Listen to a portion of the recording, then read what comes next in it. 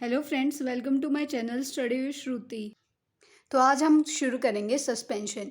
It a heterogeneous mixture in which the solute particles does not dissolve but remain suspended throughout the bulk of the medium. Particles of a suspension are visible to the naked eyes. जैसे कि हमने कल पढ़ा था कि heterogeneous क्या होता है, डिफरेंट जो मिक्सचर्स होते हैं जो अलग अलग जो है डिसॉल्व होते हैं उन्हें हम हेट्रोजीनियस मिक्सचर कहते हैं।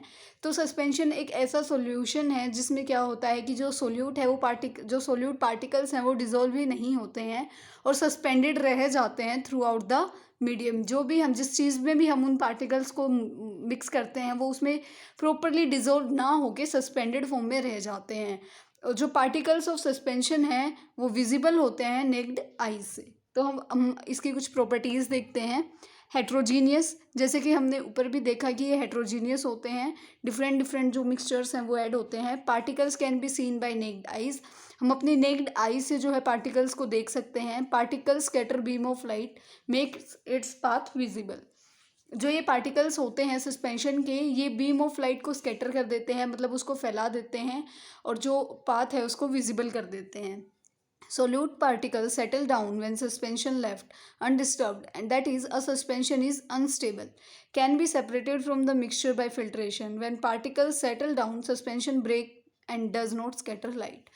जो सोल्यूट पार्टिकल्स हैं वो जो है वो नीचे बैठ जाते हैं, नीचे सेटल डाउन हो जाते हैं जब हम उस जो सस्पेंशन में जो सॉल्यूशन है हम उसको डिस्टर्ब नहीं करते, यानी कि हम उसको छेड़ते ही नहीं है, ना हिलाते हैं ना स्टिर करते हैं।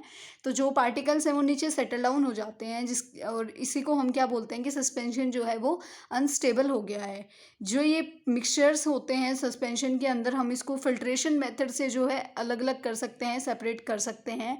और जब पार्टिकल्स नीचे सेट डाउन हो जाते हैं तो सस्पेंशन टूट जाता है और जो है लाइट स्कैटर होना बंद हो जाती है। अब हम देखते हैं colloidal solution. A kind of solution in which the size of solute particles is intermediate between those in true solution and suspensions. जो कोलाइडल सॉल्यूशन होता है ये एक ऐसा सॉल्यूशन होता है जिसमें कि जो सोल्यूट पार्टिकल्स का साइज होता है वो इंटरमीडिएट होता है, मतलब बीच में होता है ट्रू सॉल्यूशंस और सस्पेंशन के बीच। जो the particles of colloid are uniformly spread throughout the solution. जो पार्टिकल होते हैं कोलाइड के वो यूनिफॉर्मली जो है स्प्रेड हुए हुए होते हैं पूरे सॉल्यूशन में। Scattering of beam of light is called Tyndall effect. जो स्कैटरिंग होती है लाइट की, बीम ऑफ लाइट की या लाइट की, उसे हम टिंडल इफेक्ट कहते हैं। Tyndall effect can also be observe when a fine beam of light enters a room through a small hole does due to scattering of light by the particles of dust smoke in the air. जैसे कि Tyndall effect कैसे हम observe कर सकते हैं, जैसे कि कोई बंद रूम है जहाँ पे बिल्कुल अंधेरा है, बिल्कुल कोई भी सोर्स ऑफ लाइट नहीं है और वहाँ पे एक स्मॉल होल से अगर लाइट आती है तो हम देखेंगे कि वो लाइट जो है वो स्कैटर हो रही है, डिस्पर्स हो रही है पूरे रूम में। तो वो किसकी वजह से डिस्पर्स होती है? वो पार्टिकल्स जो डस्ट के और स्मोक के एयर में प्रेजेंट होते हैं उसकी वजह से होती है। और उसी इफेक्ट जो वहाँ पे होता है उसको हम टिंडल इफेक्ट कहते हैं। Now properties of colloids. Heterogeneous mixture होता है ये भी।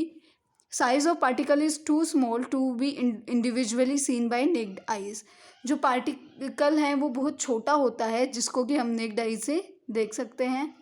Collide scatter beam of light passing through it and makes its path visible.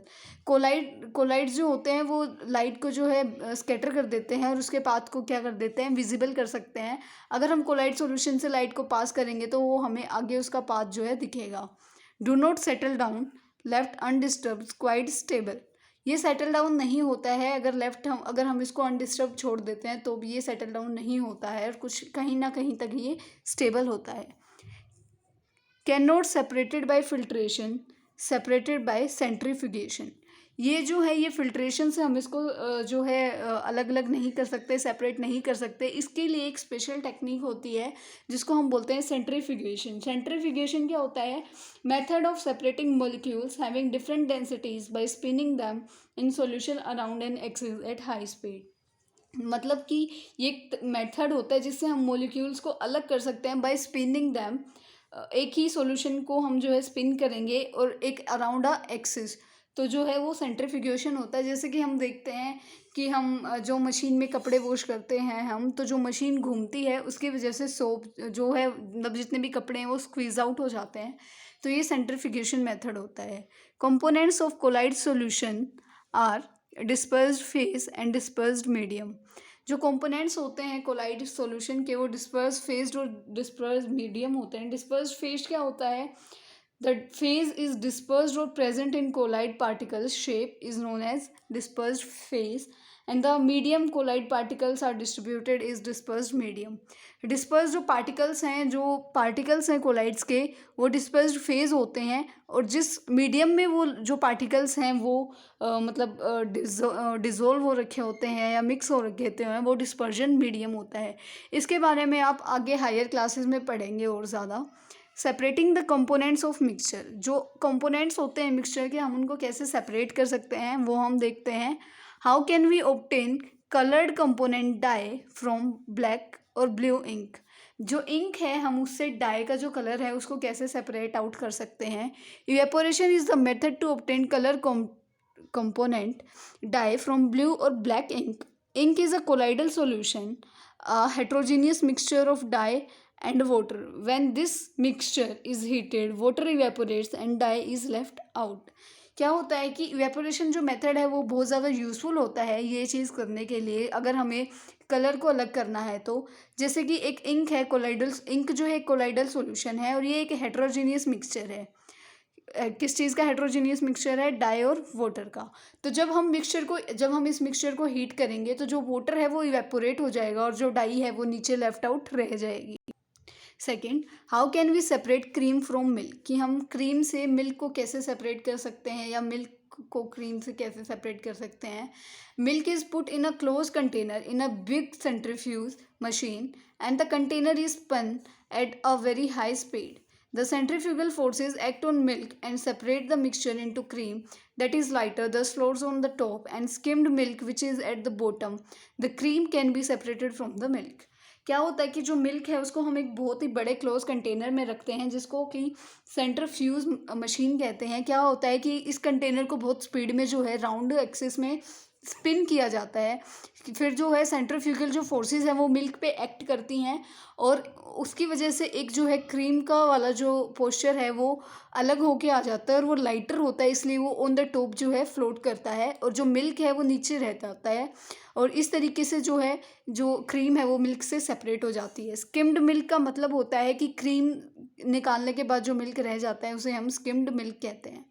इसकी एप्लीकेशंस कहाँ कहाँ हैं और हम कहाँ कहाँ सेंट्रीफ्यूगेशन मेथड को कहाँ कहाँ यूज़ कर सकते हैं।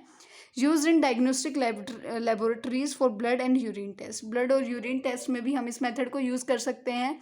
Use in dairies and home to separate butter from cream, जैसे कि अभी हमने पढ़ा ऊपर ही कि कैसे हम मिल्क से जो है क्रीम निकाल सकते हैं, ये चीज़ें घर पे भी हो सकती हैं डेयरीज प्रोडक्ट के साथ।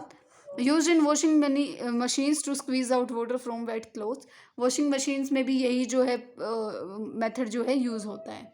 How can we separate a mixture of two immiscible liquids, जो लिक्विड एक दूसरे में बिल्कुल मिक्स नहीं होते हैं, जो इमिसिबल लिक्विड्स होते हैं उनको हम कैसे सेपरेट कर सकते हैं। Separating immiscible liquids is done simply using a separating funnel. The two liquids are put into the funnel and are left for a short time to settle out and form two layers. The top of the funnel is opened and the bottom liquid is allowed to run. The two liquids are now separate. होता क्या है, इसको हम कैसे करते हैं, दो immiscible को जब अलग करना होता है तो इसके लिए ज़्यादा किसी चीज़ की ज़रूरत नहीं पड़ती, बस एक फ़नल चाहिए होती है। जब दो लिक्विड्स को होते हैं तो हम उनको जो है एक अलग जगह से रख देते हैं थोड़े टाइम के लिए, उसके बाद जो है वो दोनों लिक्विड जो है सेटल हो जाते हैं और इनकी दो लेयर्स बन जाती हैं, फिर हम उसको ईजिली जो है अलग अलग कर सकते हैं। इसके एप्लीकेशंस क्या क्या हैं, जैसे हमें अगर वाटर और ऑयल को अलग अलग करना हो तो हम ये कर सकते हैं, क्योंकि हम देखते हैं कि हम ऑयल और वाटर को मिक्स करके अगर थोड़ी देर के लिए रख देते हैं तो जो ऑयल है वो ऊपर आके एक अलग लेयर बना लेता है और वाटर के ऊपर फ्लोट होने लग जाता है, जिसकी वजह से हम उसको ईजिली अलग अलग कर सकते हैं।